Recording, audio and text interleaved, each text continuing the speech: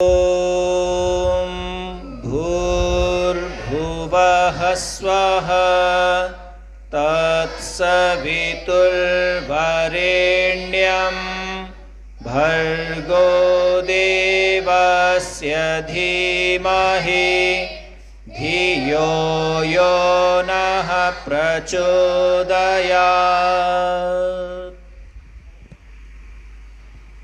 हम सब की प्रेरणा के आधार इस गुरुकुल विश्व भारती के संस्थापक आदरणीय आचार्य हरिदत्त जी उपाध्याय, मान्य प्राचार्य जी, सम्मानित शिक्षक वृंद, प्यारे विद्यार्थियों,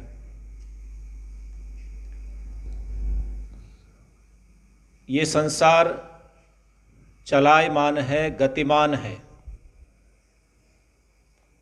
इस संसार की आयु 4 अरब 32 करोड़ वर्ष है और जिसमें से 1 अरब 96 करोड़ के लगभग वर्ष बीत चुके हैं। इस दुनिया के अंदर असंख्य लोग आए हैं, चले गए हैं, आएंगे और चले जाएंगे, लेकिन कुछ ऐसी महान विभूतियां, महान आत्माएं इस संसार में जन्म लेती हैं, जिनके किए हुए शुभ कार्यों को, उनके द्वारा की गई साधना को, उनके द्वारा किए गए तप को हम स्मरण करते हैं, याद करते हैं। सतयुग में राजा हरिश्चंद्र हुए, आज भी हम उनको स्मरण करते हैं, याद करते हैं। त्रेता में दशरथ पुत्र मर्यादा पुरुषोत्तम श्री रामचंद्र हुए, लाखों वर्ष बीत गए, आज भी हम उनको स्मरण करते हैं। महाभारत द्वापर युग लगभग 5300 वर्ष बीत चुके हैं, 5000 वर्ष से ऊपर हो चुके हैं। श्री कृष्ण जी के द्वारा किए गए कार्यों को हम आज भी याद करते हैं। जन्माष्टमी के दिन पूरा देश धूमधाम से उनका जन्मोत्सव मनाता है। महामात्य चाणक्य, जिन्होंने इस देश को पुनः अखंड किया, खंड खंड देश को बटे हुए राज्यों में चंद्रगुप्त मौर्य के माध्यम से फिर से एकता के सूत्र में इसको पिरोया। आज भी हम उनके नीति ग्रंथों को पढ़ते हैं। पूरे विश्व में उनके द्वारा लिखा गया अर्थशास्त्र पढ़ा जाता है। महात्मा बुद्ध हुए, महावीर स्वामी हुए, गुरु नानक हुए, और इनके अलावा बहुत सारी ऐसी विभूतियां हुई जिन्होंने धर्म की स्थापना करने में अपने जीवन को आहूत कर दिया, बलिदान दे दिया। ज्ञान विज्ञान के माध्यम से, अपने शौर्य और तप के माध्यम से इस देश को, इसकी अखंडता को अक्षुण्ण बनाए रखने के लिए हजारों हजारों लाखों लोगों ने अपने जीवन को आहूत कर दिया। क्रतुमयः पुरुष, हम सब अपने ही किए हुए कर्म का परिणाम भोगते हैं।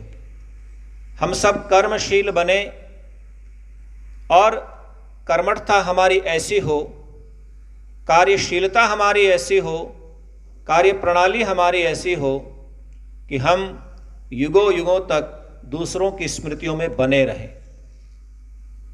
इस दुनिया से जाने के बाद उस व्यक्तित्व को नहीं पता होता कि मुझे कोई स्मरण कर रहा है या नहीं कर रहा है, लेकिन हम अपनी ऊर्जा को प्राप्त करने के लिए, वैचारिक ऊर्जा को प्राप्त करने के लिए उन महापुरुषों को स्मरण करते हैं, याद करते हैं। आज ऐसे ही एक व्यक्तित्व को हम स्मरण कर रहे हैं, उनके बलिदान दिवस पर स्मरण कर रहे हैं। माँ भारती के लिए, धर्म की रक्षा के लिए, वैदिक मान्यताओं की स्थापना के लिए जो कार्य स्वामी श्रद्धानंद जी ने किए हैं, युगों युगों तक उनको स्मरण किया जाता रहेगा। किसी भी काम को करना सरल नहीं होता है, बहुत कठिनता होती है। कोई भी काम आप करने चलें और आप समझें कि आपको लोग सम्मान की दृष्टि से देखेंगे, आप अच्छा काम करने चलेंगे, तब भी आप दूसरों के कुवचनों के पात्र हो सकते हैं। आप जब कार्य कर रहे हैं उस समय आपकी बहुत सारी आलोचनाएं हो सकती हैं। जब उन्होंने 1902 में गुरुकुल की स्थापना की और स्थापना करके बालकों के जीवन निर्माण का कार्य प्रारंभ किया, तो क्या उनकी आलोचना नहीं हुई? बहुत सारी आलोचना हुई। इतनी आलोचनाएं हुई, इतने चिंताग्रस्त हुए, एक रात इतने चिंतित हुए कि प्रातःकाल उनके सारे सिर के बाल सफ़ेद हो गए। कितना केमिकल रिएक्शन उनके मन मस्तिष्क में, हृदय के अंदर हुआ होगा, ये हम केवल कल्पना कर सकते हैं कि एक व्यक्ति जब काम करने निकलता है, कार्य करने के लिए समाज में अवतरित होता है, तो वहाँ पर फूलों की वर्षा नहीं होती है। जो उनके मनोभावों को जानते हैं वो फूलों की वर्षा करते हैं। जो उनके विचारों से कहीं न कहीं अपनी हानि महसूस होता हुआ देखते हैं, तो वो उनके ऊपर कठोर बाणों की वर्षा करते हैं, कुवचनों की बाणों की वर्षा करते हैं। श्रद्धानंद बनने से पहले महात्मा मुंशीराम, और महात्मा मुंशीराम बनने से पहले मुंशीराम, और जब उनका जन्म हुआ तो उनका नाम एक बृहस्पति भी रखा गया। बृहस्पति जो ज्ञान का देवता है, वो ज्ञान विज्ञान से संपन्न हो, ये भाव रख कर के उनका नाम बृहस्पति रखा गया। पिता नानक चंद पुलिस में ऑफिसर थे, कोतवाल थे, और यत्र तत्र उनकी ड्यूटी लगती रहती थी।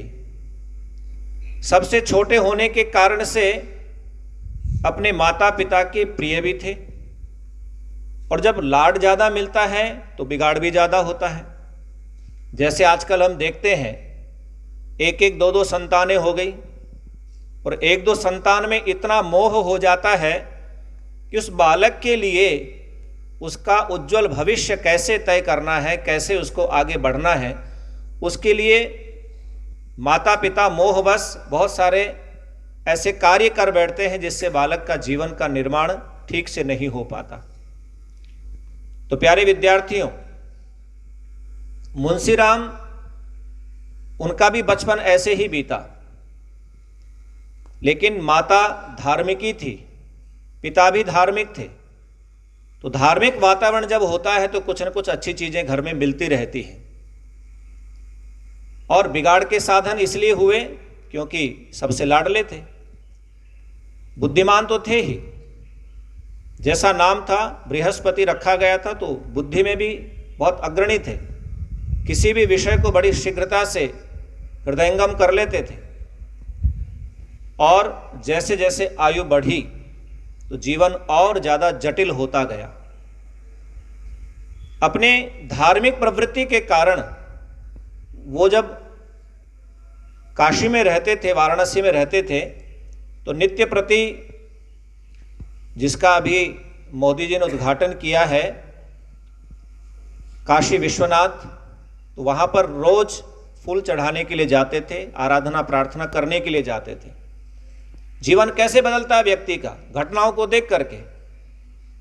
स्वामी दयानंद जी का जीवन बदला एक घटना के कारण से, और भी ज़्यादा परिवर्तित हुआ दूसरी घटना के कारण से, और तीसरी घटना के बाद तो उन्होंने समझ लिया कि मुझे इस घर में नहीं रहना है, मेरे जीवन का कुछ उद्देश्य अलग है।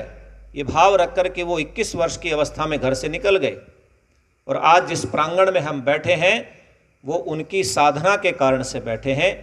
अच्छे ज्ञान विज्ञान के आचार व्यवहार की शिक्षा को यदि हम ग्रहण कर रहे हैं तो महर्षि स्वामी दयानंद जी के उस गृह त्याग के कारण से कर रहे हैं। उन्होंने संकल्प लिया तो आज हम यहाँ पर बैठ करके कुछ चर्चाएं कर रहे हैं, वेद की बात को सुन रहे हैं, समझ रहे हैं, विचार कर रहे हैं। तो जीवन घटनाओं से बदलता है। मुंशीराम जब अपने डहली के अंदर फूल अक्षपत्र आदि लेकर के काशी विश्वनाथ मंदिर में पहुंचते हैं तो वहाँ लाइन में खड़ा कर दिया गया, उनको दर्शन के लिए रोक दिया गया। तो बेचैनी हुई कि रोज़ तो हम आते हैं, रोज़ अर्चना करके जाते हैं, आज पंक्ति क्यों और आज दर्शन से क्यों रोका जा रहा है। तो कहा गया कि रीवा की महारानी आज दर्शन करने आई है, जब वो दर्शन करके लौटेंगी तो उसके बाद आम जन को अवसर मिलेगा।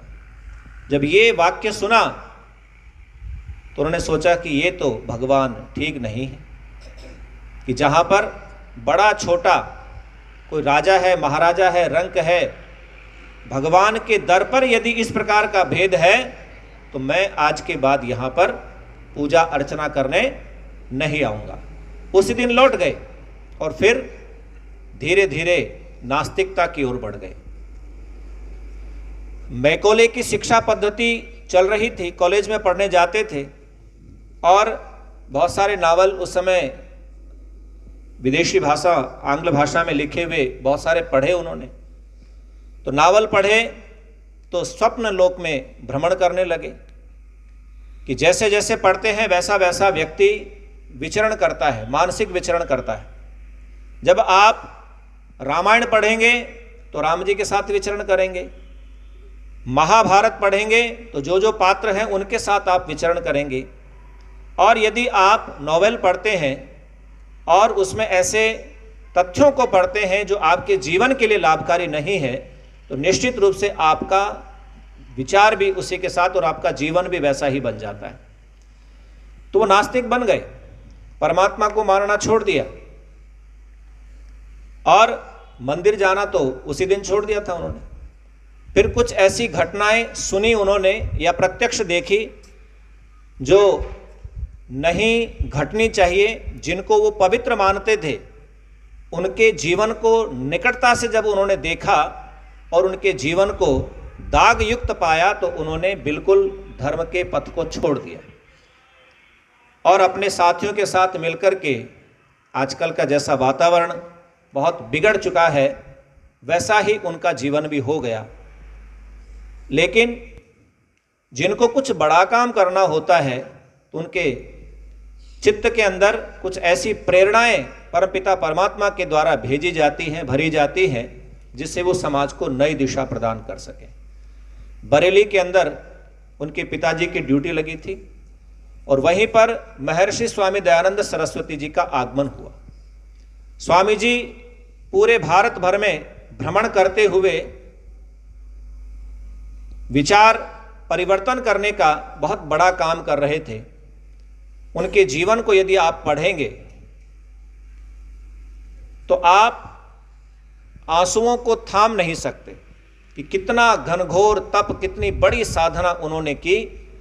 पूरे जीवन को आप पढ़ जाएंगे तो आप आश्चर्यचकित करेंगे कि बस्ती राम जी के शब्दों में कहूं तो 1.5 अरब के मुकाबले में इकला शेर दहाड़ा था। उस समय 1.5 अरब की जनसंख्या थी पूरे विश्व के अंदर और एक अकेले स्वामी जी उनके विरुद्ध वेद की उस ज्योति को लेकर के, प्रकाश को लेकर के सबके सम्मुख खड़े हो गए थे। तो बरेली में उनका आगमन हुआ और क्योंकि वो पुलिस अधिकारी थे उनके पिताजी, उनकी ड्यूटी लगी। जैसे आज भी कहीं बड़े बड़े कार्यक्रम होते हैं तो वहाँ पर पुलिस अधिकारियों की ड्यूटी लगती है। तो उन्होंने स्वामी दयानंद जी को सुना, अच्छा लगा। तो जब उनको महसूस हुआ कि ये सन्यासी जो हमारे इस नगर में पधारे हैं, यदि इनकी बात को मुंशीराम सुनेगा तो निश्चित रूप से उनके जीवन में परिवर्तन हो जाएगा। तो पिता के तो आज्ञाकारी थे ही वो। तो पिताजी ने आकर के कहा कि बेटा, नगर में बहुत बड़े सन्यासी आए हैं, संस्कृत के बहुत बड़े विद्वान हैं, तुम्हें जाकर के उनको सुनना चाहिए। तो मन में कोई उत्साह नहीं जागृत हुआ कि संस्कृत का व्यक्ति कोई अच्छी बात कह सकता है। होगा ऐसा ही कोई लफंगा। मन में ये विचार आया, लेकिन पिताजी की आज्ञा हुई, इस कारण से वो चले गए। जब वो बरेली में उस स्थान पर गए, मंच पर स्वामी जी बैठे थे, भव्य मूर्ति, और उनके बराबर में पादरी स्कॉट और बड़े बड़े स्कॉलर, बड़े बड़े विद्वान वहां पर बैठे हुए हैं।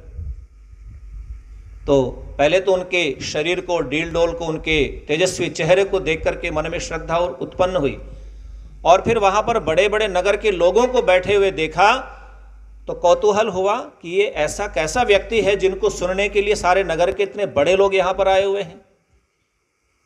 तो उन्होंने सुना। जब उन्होंने सुना तो मंत्रमुग्ध हो गए। ऐसे मंत्रमुग्ध हुए कि जब तक स्वामी जी के प्रवचन बरेली में चले, सबसे पहले आने वाला व्यक्ति यदि कोई होता था तो मुंशीराम, और सब लोगों के जाने के बाद सबसे अंतिम में यदि कोई जाने वाला होता था तो मुंशीराम। इतना बड़ा जीवन का परिवर्तन उनमें हुआ। एक दिन बहुत बड़ी लिस्ट बना करके ले गए। नास्तिक थे। ईश्वर पर प्रश्न करूंगा, इस पर प्रश्न करूंगा, उस पर प्रश्न करूंगा, पूरी एक लिस्ट बना करके ले गए। और स्वामी जी का प्रवचन भी उसी विषय पर था। स्वामी जी पहले बता देते थे कि ये विषय रहेंगे। तो प्रवचन हुआ तो आदि शंकाओं का समाधान तो वैसे हो गया स्वामी जी के प्रवचन से। तो स्वामी जी शंका समाधान करते थे कि किसी के मन में कोई शंका है तो वो बोलें, प्रश्न करें, और उसका उत्तर स्वामी जी देते थे। तो जब उन्होंने प्रश्न पूछे तो स्वामी जी ने, क्योंकि तार्किक थे, विद्वान थे, हजारों पुस्तकों का, ग्रंथों का अध्ययन उन्होंने किया था, तो प्रत्येक प्रश्न का बड़ी तार्किकता के साथ स्वामी जी उत्तर देते चले गए। जब निरुत्तर हो गए मुंशीराम, उनके पास कोई प्रश्न नहीं बचा, तो उन्होंने कहा कि आपके तर्क के कारण से मैं निरुत्तर तो हो गया हूं, लेकिन मेरे अंदर ईश्वर के प्रति श्रद्धा नहीं जागृत हुई। तो उन्होंने कहा कि ये श्रद्धा तो परमात्मा की जिस दिन कृपा होगी उस दिन ही आपके मन में श्रद्धा जागृत हो जाएगी। आपने प्रश्न किए, मैंने उत्तर दे दिया। मेरा काम आपको उत्तर देना था, श्रद्धा जगाने का काम ये परमात्मा की कृपा से होगा। बात आई गई हो गई। बहुत सारी घटनाएं घटी, जैसा कि अभी विद्यार्थी यहाँ पर बोल रहे थे। तो नशा पता करते थे, शराब पीते थे, मांस आदि सब कुछ खाते पीते थे। तो एक बार अपने दोस्तों के साथ चले गए पार्टी की, और ज़्यादा उन्होंने ड्रिंक कर लिया, जिसके कारण से उनको उनके साथी घर पर छोड़ करके गए।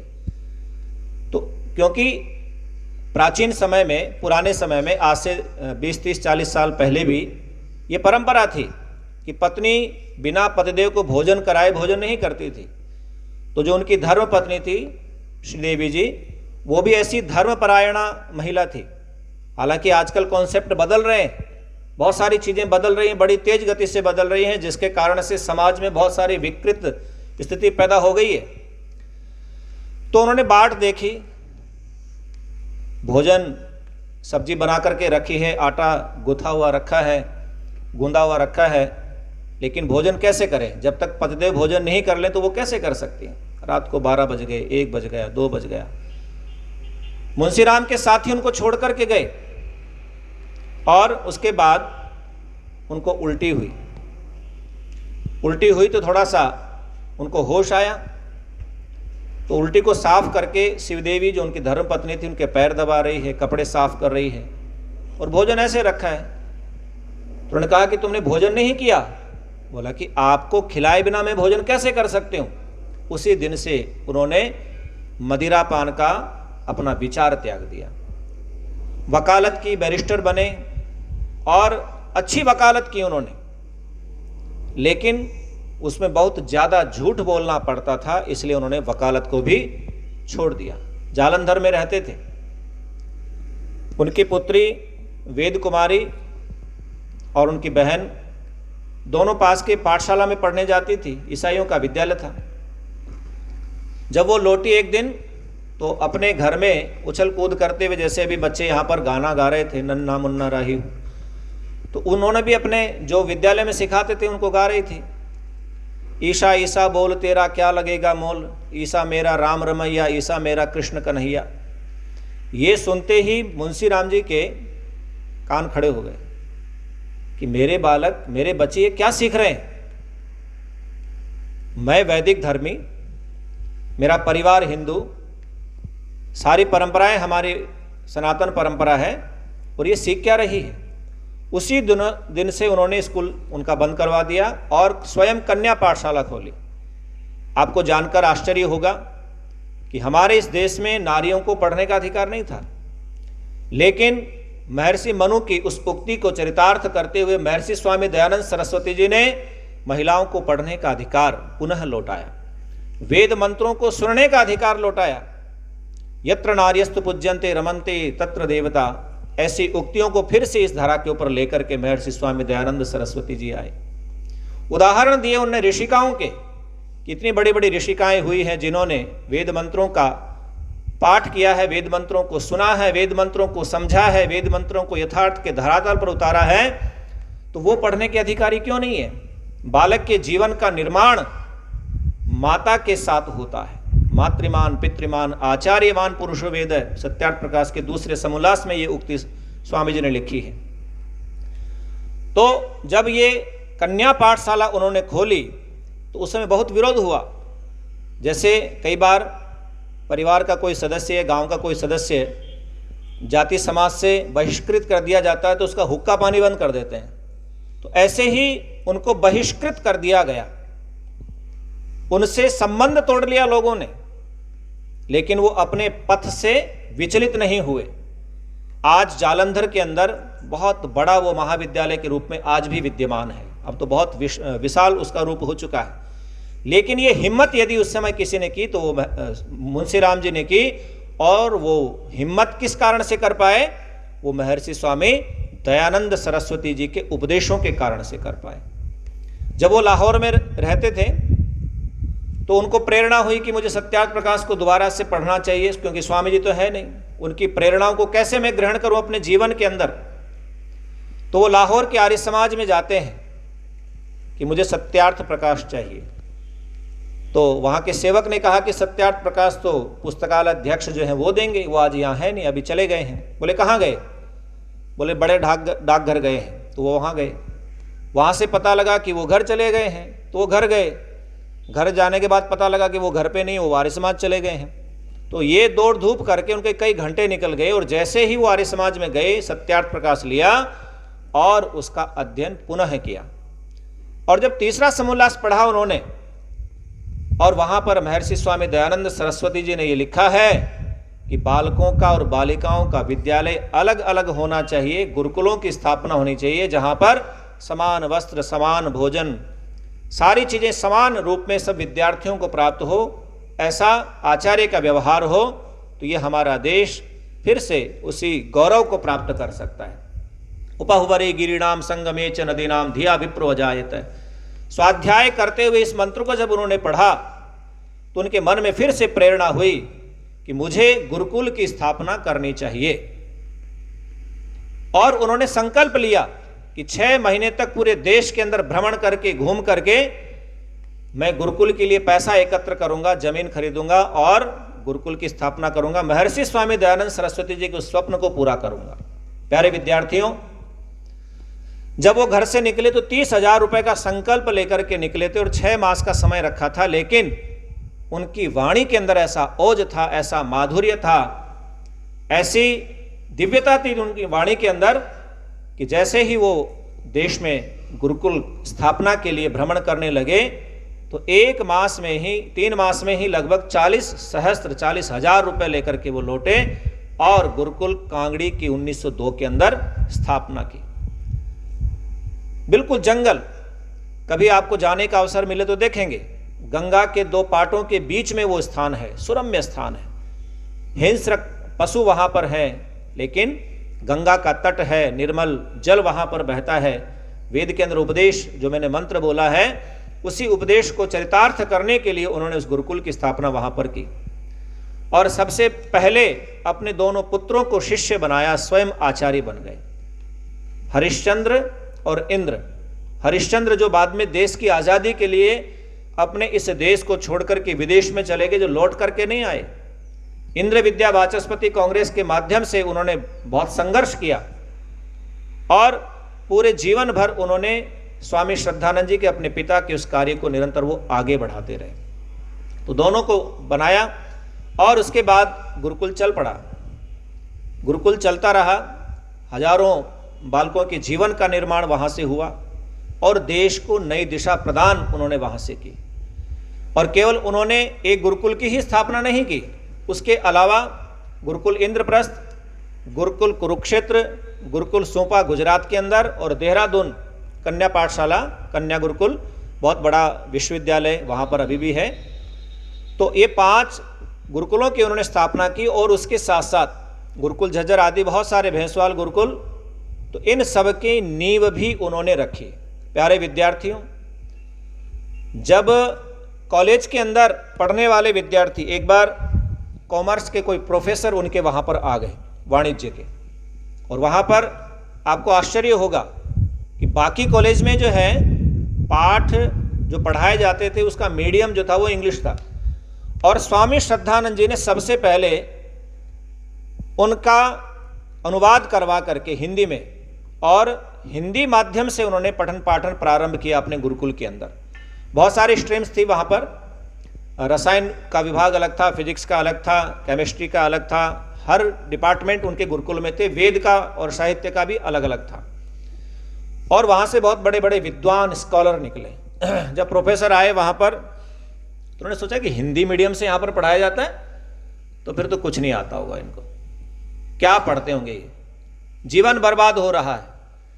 लेकिन जब उन्होंने सवाल किए, प्रश्न किए, तो आप आश्चर्यचकित होंगे कि बोला कि मैं तो इतने वर्षों से कॉलेज में पढ़ा रहा हूँ, लेकिन मेरा एक भी विद्यार्थी ऐसा नहीं है जैसा इस गुरुकुल का प्रत्येक विद्यार्थी है, प्रत्येक छात्र है, मेरे कॉलेज का एक भी विद्यार्थी ऐसा नहीं है। तो आप आश्चर्य करोगे कितनी साधना, कितनी मेहनत वहाँ पर पुरुषार्थ उनके साथ किया जाता था। और अभी जो घटना सुनाई,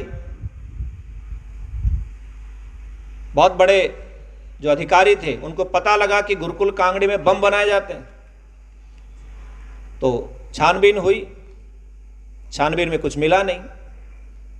तो उन्होंने कहा कि भाई हमें जो सूचना मिली है वो पक्की है, लेकिन मैं देख रहा हूं कि आपके यहां मिला कुछ नहीं है हमें। बोला कि बिल्कुल सूचना आपकी भी पक्की है, हम बना भी रहे हैं। अपने सभी विद्यार्थियों को, ब्रह्मचारियों को उन्होंने वहां पर एकत्र किया, क्योंकि विचार की शक्ति ही व्यक्ति को महान बनाती है। और विचार यदि अच्छे भरे जाएं और विद्यार्थी यदि उन विचारों को ग्रहण कर लेंगे तो निश्चित रूप से ये जो देश उस समय आज़ाद हुआ है किसी एक के कारण से नहीं हुआ है। दे दी हमें आज़ादी बिना खड़क बिना ढाल, ये जो गीत थोपा गया हमारे बालकों के कोमल चित्त के ऊपर, पूरी जिंदगी वो इसको दोहराते रहते हैं। लेकिन इस आज़ादी को प्राप्त करने के लिए स्वामी श्रद्धानंद जैसे व्यक्तित्व ने अपना जीवन का बलिदान दिया। तो गुरुकुल में से बहुत बड़े विद्वान निकले, जो बाद में जाकर के बड़े बड़े पत्रकार बने, राजनेता बने, और जिन्होंने इतिहास का शोधन करने का बहुत बड़ा काम किया। आप उस समय के विद्वानों की सूची उठा करके देखेंगे तो गुरुकुल कांगड़े से निकले हुए बहुत विद्वान वहाँ से, जिन्होंने देश को नई दिशा प्रदान की है। और आज़ादी के आंदोलन में भी बढ़ चढ़ करके उन विद्यार्थियों ने भाग लिया। और उसके बाद जो गुरुकुल की परंपराएं चली, उस गुरुकुल की परंपरा से निकले हुए हर व्यक्ति ने आज़ादी को प्राप्त करने में अपना महत्वपूर्ण योगदान दिया।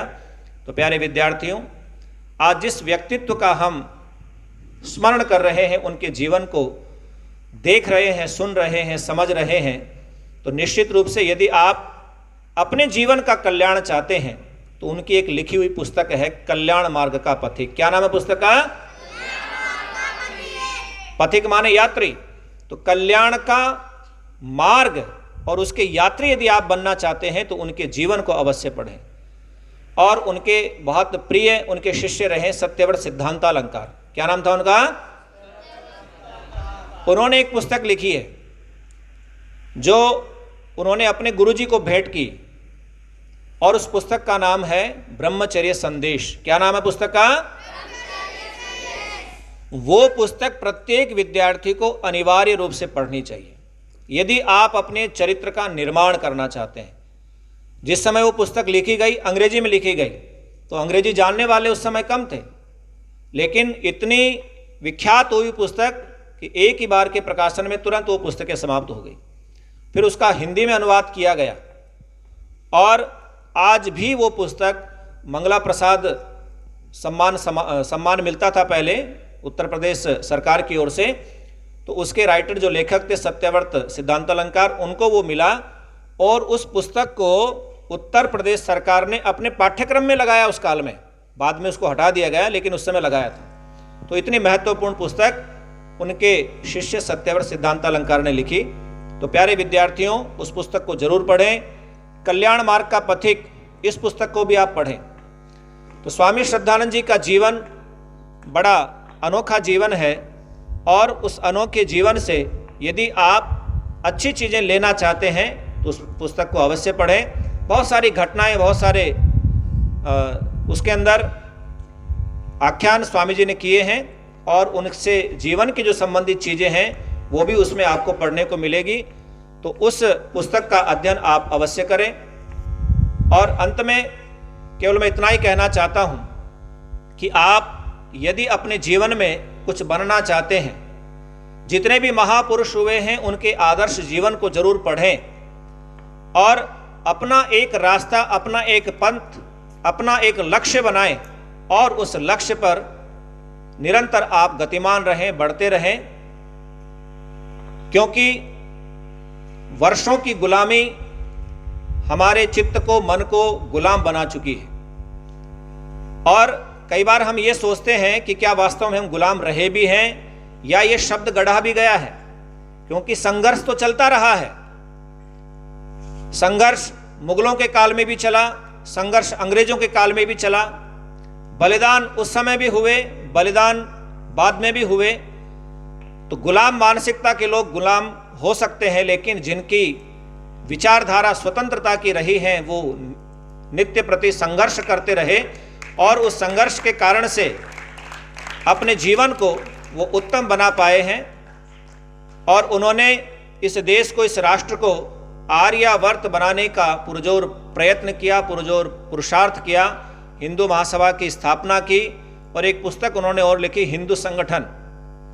वो ऐसी अद्भुत पुस्तक है कि जिसको पढ़कर के बहुत सारे संगठन कार्य कर रहे हैं और सबसे बड़ा काम उन्होंने उस समय किया शुद्धि का काम, और उस शुद्धि के काम के कारण से ही उनको एक मतांध, अपने मत में अंधे तबलीगी जमात का एक व्यक्ति अब्दुल रशीद, उसने अपनी गोली का उनको शिकार बनाया, बलिदान कर दिया।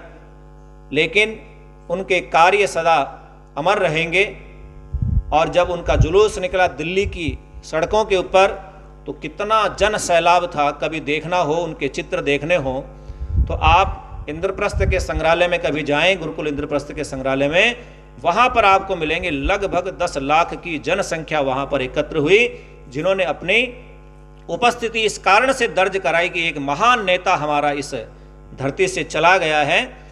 और आश्चर्य आप ये करोगे, महात्मा गांधी ने अब्दुल रशीद को अपना भाई कहा। कितनी विडंबना है इस देश की कि जिसने इस देश की आजादी के लिए अपना सर्वस्व आहूत कर दिया, उन बलिदानियों के लिए पाठ्यक्रम में एक पृष्ठ भी नहीं है। स्वामी दयानंद जी के लिए चंद लाइनें हैं, महाराणा प्रताप के लिए 4 लाइनें हैं, शिवाजी का नाम ढूंढे से नहीं मिलता है, चंद्रशेखर आजाद, और कितनी बड़ी बलिदानियों की श्रृंखला है जिसको हम सुन भी नहीं पाते हैं और जिनसे हमारा कोई ताल्लुकात नहीं है, जिनको हम जानते नहीं है, पहचानते नहीं, हमारी परंपराओं के लोग नहीं हैं, उनका पूरा बड़ा इतिहास हम पढ़ते हैं। तो प्यारे विद्यार्थियों, इस देश का भविष्य आपके कंधों पर, मजबूत कंधों पर टिकेगा तो निश्चित रूप से ये देश हमारा अग्रणी होगा। और एतद् देश प्रसूतस्य सकाशादग्र जन्मनः स्वं स्वं चरित्रम शिक्षरन् पृथिव्याम सर्वमानवः। सभी धरती के लोग फिर से इस देश के अंदर आना पसंद करें, आकर के अपने जीवन के उन तत्वों को जानने का प्रयत्न करेंगे तो निश्चित रूप से हमारे जीवन की भी सफलता होगी।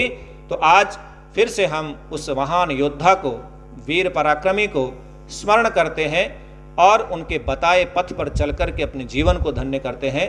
ओम शम।